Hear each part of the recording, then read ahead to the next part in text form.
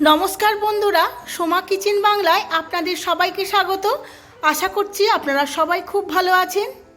আজ আমি একটি দারুণ স্বাদের চিকেন রেসিপি নিয়ে চলে এসেছি। চিকেন ভুনা মশলা। বাড়িতে থাকা কিছু সামান্য মশলা দিয়েই বানিয়ে ফেলবো একদম ধাবা স্টাইলের এই রেসিপিটা। আপনারা এই রেসিপি খুব সহজেই বানিয়ে ফেলতে পারবেন। সম্পূর্ণ ভিডিওটি দেখার জন্য অনুরোধ রইল। আমার নতুন বন্ধুদের স্বাগত জানিয়ে ও পুরাতন বন্ধুদের সাথে থাকার অনুরোধ রইল। আর আমার ফেসবুক বন্ধুদের কাছে অনুরোধ আমার পেজটিকে ফলো করার জন্য। চলুন দেখে নেওয়া যাক রেসিপিটা। চিকেন ভুনা মশলা বানানোর জন্য এখানে আমি 1 কিলো চিকেন নিয়ে নিয়েছি। চিকেনের পিসগুলো একটু বড় সাইজ করে রেখেছি। এখন আমি ম্যারিনেট করে নেব। তার জন্য দিয়ে দেব স্বাদ মতো নুন, আর দেব 2 চামচ কাশ্মীরি লঙ্কার গুঁড়ো, আর দেব 1 চামচ হলুদ গুঁড়ো। এখানে আমি 100 গ্রাম টক দই নিয়ে নিয়েছিলাম, সেই টক দইও এর মধ্যে দিয়ে দেব। এই সমস্ত মশলাগুলো খুব ভালো করে চিকেনের সাথে মাখিয়ে নেব।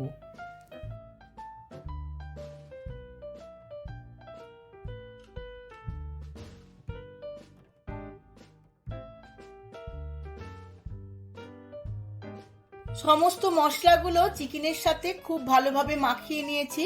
আমি এইভাবে 1 ঘন্টা ম্যারিনেটে রেখে দেব। চিকেন ভুনা মশলা বানানোর জন্য আমি একটা স্পেশাল মশলা তৈরি করে নেব।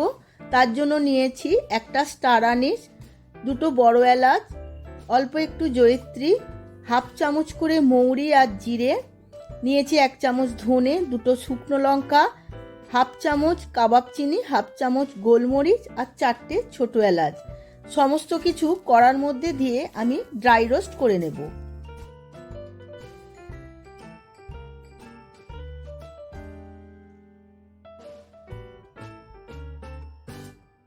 সমস্ত মশলা ভাজতে ভাজতে দিয়ে দেব 2টো তেজপাতা।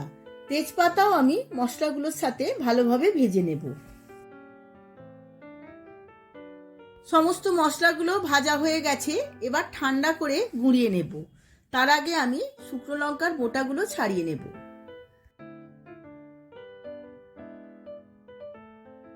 মশলাগুলো ঠান্ডা করে একটা মিক্সিং জারের মধ্যে নিয়ে নিচ্ছি। এবার আমি মিহি করে গুঁড়িয়ে নেব।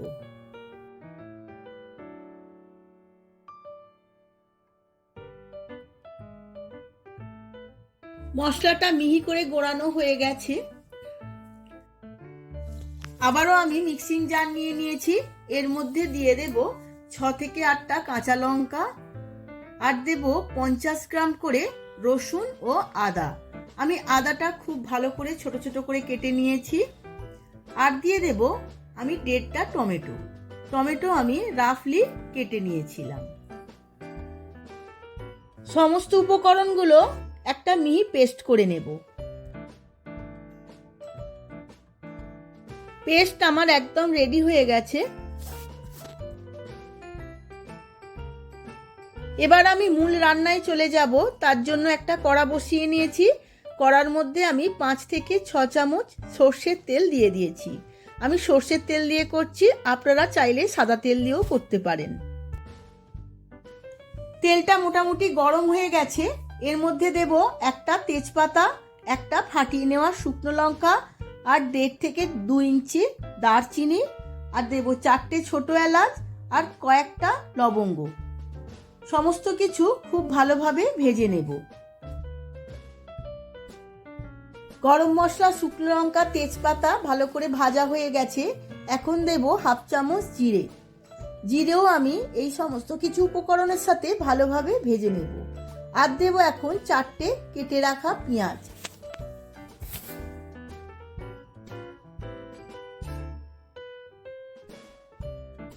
পেঁয়াজগুলো আমি খুব ছোট ছোট করে কেটে নিয়েছিলাম। এখন আমি পেঁয়াজটা খুব ভালো করে ভেজে নেব। এখন পেঁয়াজগুলো ব্রাউন করে ভেজে নেব।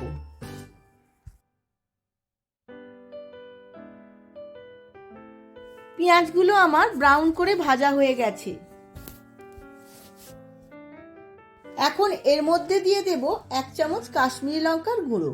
কাশ্মীরি লঙ্কার গুঁড়ো আমি খুব ভালো করে পেঁয়াজের সাথে ভেজে নেব। কাশ্মীরি লঙ্কার গুঁড়ো এখন থাকতে যদি দিয়ে দেওয়া হয় তাহলে চিকেনের টেক্সচারটা খুব সুন্দর আসবে। পেঁয়াজ আর কাশ্মীরি লঙ্কা খুব ভালোভাবে ভাজা হয়ে গেছে। এখন আমি দিয়ে দেব পেঁয়াজ কাঁচা লঙ্কার পেস্ট। এর মধ্যে আমার টমেটোও দেওয়া আছে। এখন আমি সমস্ত কিছু খুব ভালো করে ভেজে নেব।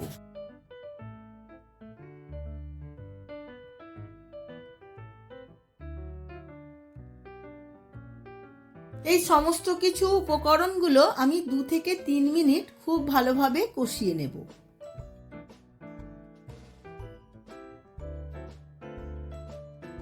কষাতে কষাতে আমি দেব এর মধ্যে স্বাদের ব্যালেন্সের জন্য অল্প একটু চিনি। এখন এর মধ্যে দেব 1 চামচ হলুদের গুঁড়ো। হলুদের গুঁড়ো দিয়ে আমি খুব ভালোভাবে মিশিয়ে নেব। দেখুন বন্ধুরা, মশলাটা থেকে তেল রিলিজ হতে শুরু করে দিয়েছে। সমস্ত মশলাটা খুব ভালোভাবে কষানো হয়ে গেছে। এখন দিয়ে দেব আগে থাকতে ম্যারিনেট করা চিকেনগুলো। এই চিকেনের বিশেষত্বটা কি, যতটা বেশি ম্যারিনেট করবেন ততই সফট এবং সুন্দর হবে।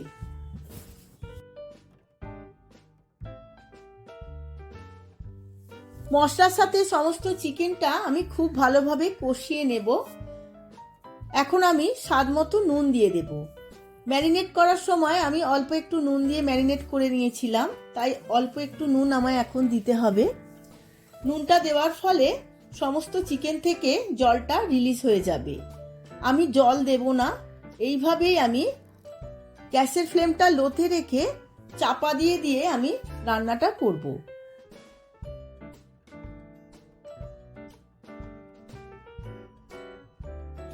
দেখুন বন্ধুরা, কতটা জল বেরিয়েছে চিকেন থেকে। এখন আমি দিয়ে দেব আগে থাকতে ভেজে গুঁড়িয়ে রাখা মশলাটা।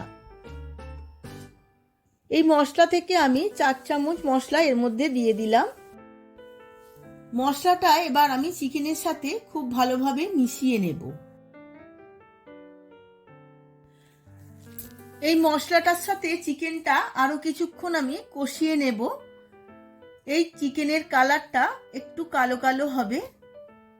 এখন আমি চাপা দিয়ে আরো কিছুক্ষণ রান্না হতে দেব। গ্যাসের ফ্লেমটা এখন লোতে রেখে দেব।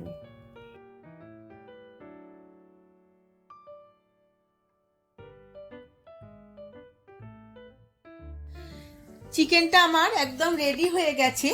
আমি সম্পূর্ণ চিকেনের রেসিপিটা কষিয়েই করেছি। এখন আমি ওপর থেকে দিয়ে দেব বেশ কিছুটা ধনেপাতা। আবারও একবার সমস্ত ধনেপাতাটা চিকেনের সাথে মিশিয়ে নেব। আমি গ্যাসের ফ্লেমটা অফ করে দেব। কিছুক্ষণ পরে আমি সার্ভ করে নেব।